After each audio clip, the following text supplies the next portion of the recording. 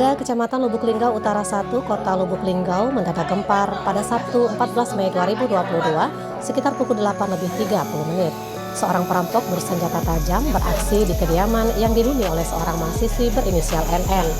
Dalam aksinya pelaku selain merampas harta benda juga meruda paksa korban. Menurut keterangan Wiwi, tetangga korban, dirinya baru mengetahui kejadian itu setelah mendengar teriakan korban. Lalu dia mendatangi korban di rumahnya dan ketika itu korban menceritakan kejadian yang dialaminya. Wiwi mengatakan ketika itu korban sedang main handphone di dalam kamarnya. Korban sempat mendengar suara orang membuka pintu belakang. Namun korban tidak menggubris suara tersebut karena mengira adiknya yang pulang dari sekolah. Ketika korban hendak keluar kamar, tiba-tiba pelaku langsung menodong korban dengan pisau seraya merampas handphone yang ada di tangan korban. Kemudian pelaku mengambil laptop korban.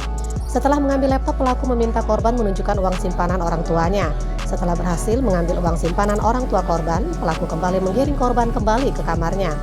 Masih di bawah todongan pisau, korban yang berada dalam ancaman kemudian diikat dengan tali dan mulut korban dibekap dengan kain oleh pelaku. Kemudian pelaku meruda paksa korban. Setelah melakukan aksinya, pelaku kabur meninggalkan korban.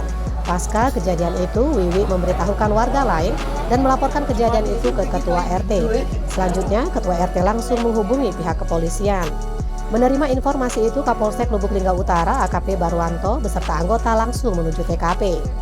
Dijumpai di TKP, Kapolsek menjelaskan belum bisa memberikan keterangan karena masih dalam proses penyelidikan.